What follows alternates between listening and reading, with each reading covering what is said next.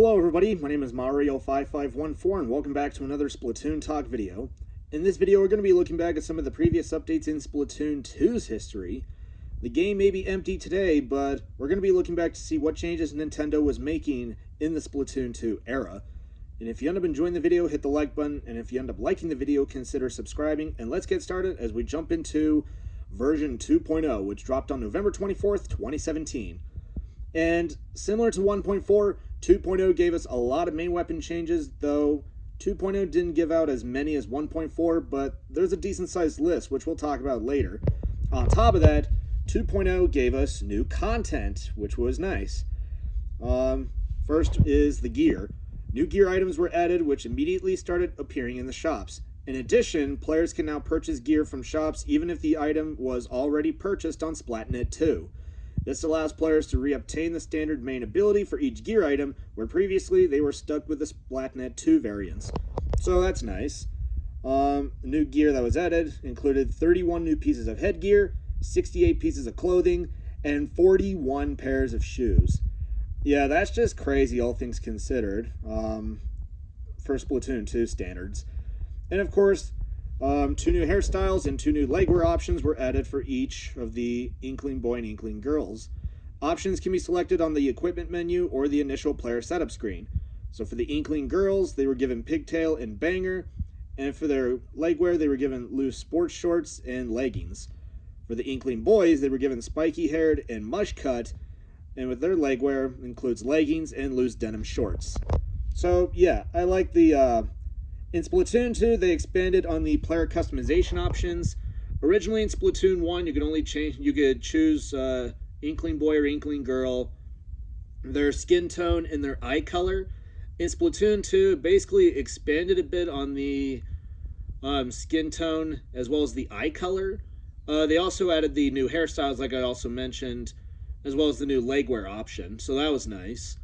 So Splatoon 2 was doing a lot more in this game, doing a lot more in terms of customization compared to Splatoon 1, and in fact, it was the customization was even expanded going into Splatoon 3, which is kind of interesting there. Alongside, 5 new tracks were added to be played during battles. 3 songs are from Bottom Feeders, and 2 of them are from Ink Theory. And for the stages that were added, the new Salmon on Stage, Salmon at Smokeyard, was added immediately to offline multiplayer at the Shoal. The stage was made available when playing online at Grisco Industries on the same date that this update dropped. So that's nice. And several new stages were featured in the update's promotional material. These stages were added in the update to be unlocked at a later date. Those stages include Mako Mart, Schellendorf Institute, and our returning stages from Splatoon 1, Arowana Mall, and Walleye Warehouse. Yeah.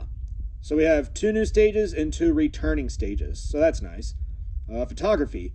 The photography feature was expanded to allow photos with the Inkling Girl, Inkling Boy, and Inkling Squid amiibo on competitive stages while carrying weapons. There are 2 preset locations in every stage, and any weapon can be used.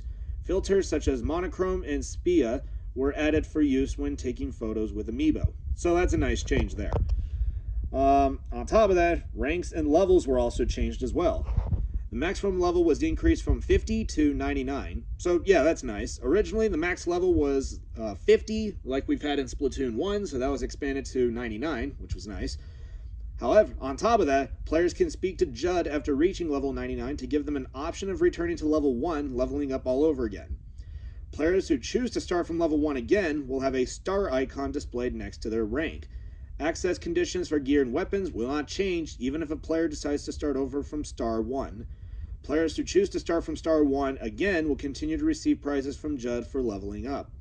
Players who reach level star 99 will have the option to start from star 1 again.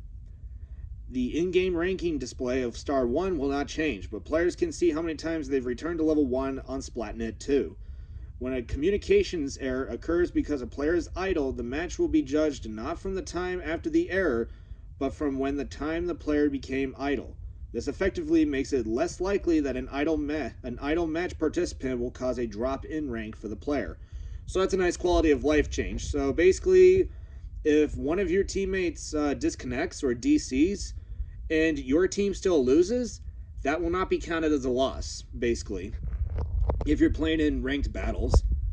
As well as that also applies for Turf War, so that's nice.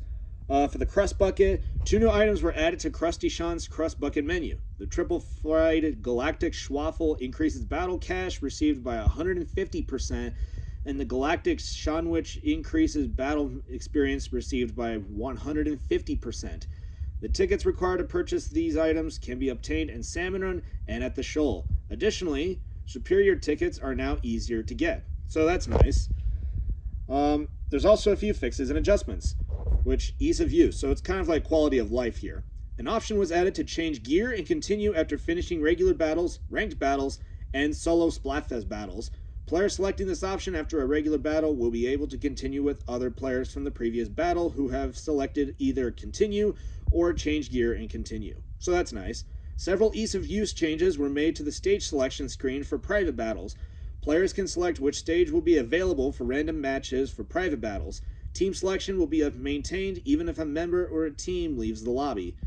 During Splatfest, a deployment diagram of Inkopolis Square during the Splatfest will be shown on the main menu map.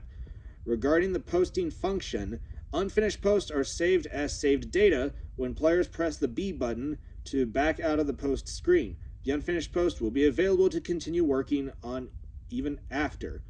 So that's nice. So if you want to just try to save your work or come back to it later, you can just press the B button and it will save your progress until you go back to it. So I think that's a really good change. And we jump into the fixes for multiplayer battles.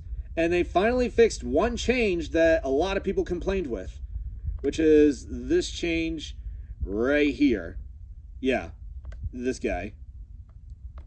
So, reduce the amount of time between a player taking damage and beginning to recover from 1.5 seconds to 1 second.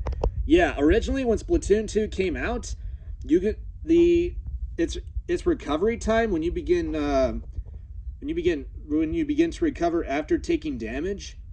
It was originally 1 second, but then they extended it to 1.5 seconds. So this made things very unbearable, and it made chip damage even more powerful and more threatening. So this was finally a change that got toned back, and it was a very nice one at that. Slightly increase the height of a player can jump when standing in opponent's ink, so yeah, that's kind of nice. Slightly delay the timing in which a player's movement speed and jumping power are reduced when momentarily stepped in opponent's ink. This is also to make it easier for players who have unintentionally stepped in opponent's ink to move over obstacles. So that's kind of like some good changes there. And the majority of the changes here are bug fixes, which there's a whole list of them here. And we can jump right into the patch notes. So first up is Jet Squelcher. Increased bullet velocity by roughly 40% while not changing shot range. Close to Splattershot Pro, Jet Squelcher got another biggest shot speed increase. Well, Splattershot Pro got 67% faster shot speed. Jet Squelcher only got 40% faster shot speed. But this is still a very solid buff for Jet Squelcher. So that's nice. Luna Blaster.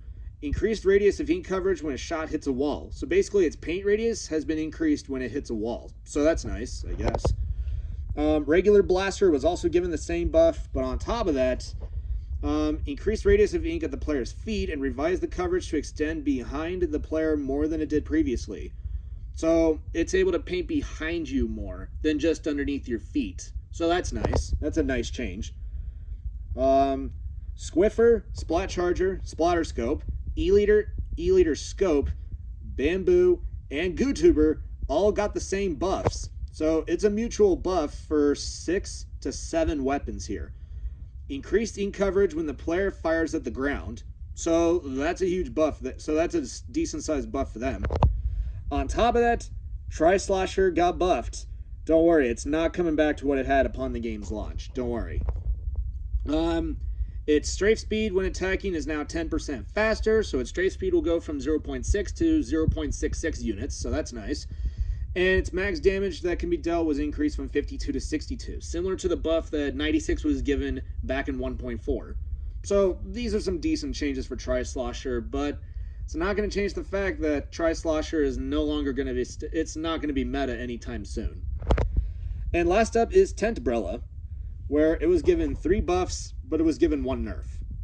Reduce the time between readying and launching the umbrella or the canopy from 1.5 seconds to half a second. So this is a massive buff for Tent Umbrella. So the time it takes between when you open the canopy and when you launch the canopy is now going to be at half a second. It's now going to be 1 second faster. So that's a very strong buff. Reduce the amount of ink necessary to launch the umbrella or the canopy by roughly 25%. Originally, its ink consumption when you launch the canopy was 40%. This reduced it down to 30%.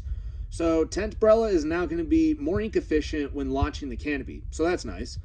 Reduce the time it takes to regain the umbrella after its destruction or loss from 9 seconds to 6 seconds. So that's a nice buff there. In exchange, the time a launched umbrella remains on the stage will be reduced from 8 seconds down to 6, which I think is a decent change there. So that's nice. And we have some sub-weapon changes. First up is Toxic Mist. Reduce the amount of ink consumption from 70% to 60% of ink tank capacity. So it's now going to use 60% of your ink tank instead of 70, so that's nice. And the delay until the start of ink recovery after using Toxic Mist was reduced by 25/60ths of a second, or by 25 frames. So originally, the delay before you recover your ink was 100 frames. This reduced it down to 75. So Toxic Mist is now going to be a little more of a useful sub here. But it also got 2 nerfs in exchange. The effect time was reduced from 7 seconds to 5 seconds, closely matching that of Disruptor from Splatoon 1. And on top of that, Inksaver Sub was made more costly, or its effect was reduced by 14%. So Inksaver Sub was made 35% effective, but it was reduced down to 30%. And Burst Bomb kind of got the same nerf there. Inksaver Sub was made 33% less effective, going from 35 to 30%. So that's a very solid buff for this sub here. And it's still not done. Burst Bomb is still going to get another change. Hopefully that will be the last one. So just a little bit of a sneak peek there. And we have some special weapon changes. First up is Tent Missiles. Reduce the interval between missile launches when locked onto multiple targets, and the interval is reduced in proportion to the number of targets. So what that means is that the interval when you launch the missiles, when you're locked onto multiple targets, is now faster, and the interval in proportion to the number of targets that you're locked onto, that interval is now faster. So missiles are now becoming a little bit more effective, but they're not as powerful as we see them today. But they're going to be a little bit infamous later in the game's future. More on that later. Next up is Inkjet. The hitbox of the player using Inkjet was slightly reduced or decreased, making it a bit harder to shoot the player down. So that's a nice buff there. And the bullet velocity of the shots that you fire has been increased by 19%. This is a very solid buff for Inkjet, and we're going to start seeing this special a little bit more often, so that's nice. And next up is Stingray. Duration of the special was reduced by 15 frames. So instead of lasting 8 seconds, it's now going to last 7 3/4 of a second. So 7.75 seconds.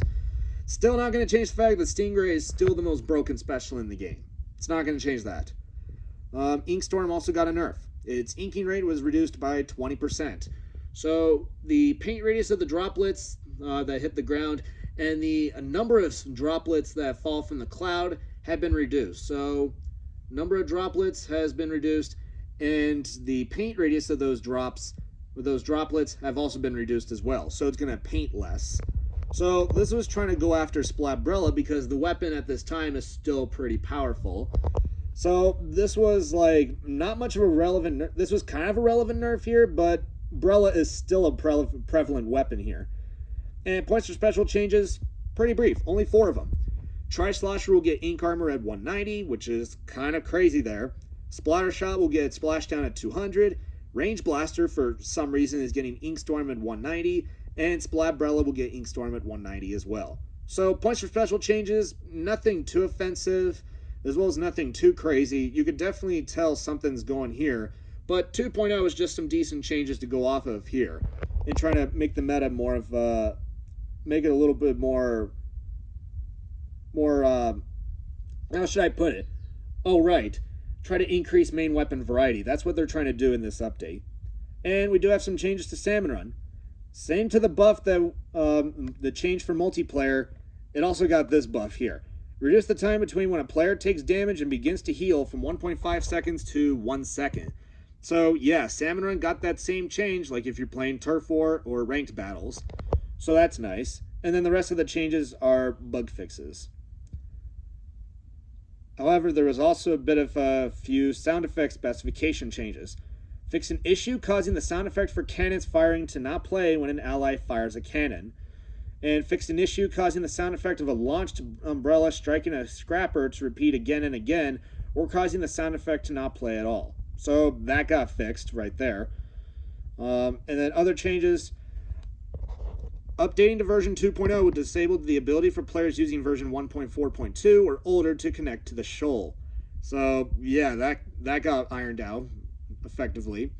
And fixed an issue causing unnatural behavior to occur when using point sensors on test cones. Yeah, don't know why that was a thing there. And we also have a bug for the Great Zapfish. A bug causing the Great Zapfish to not appear was introduced in version 2.0. It was confirmed on the official @Splatoon JP Twitter that it is just a bug, not an intentional story-related change. A fix for this issue came with the next update, which basically was 2.0.1, which was the bug fix update. And that's it. That is 2.0. When looking back at 2.0, you could definitely tell Nintendo is making some good changes here, and there's more to come in the future. So keep that in mind. Thank you all for watching, and I will see you all next time. And until then, stay fresh.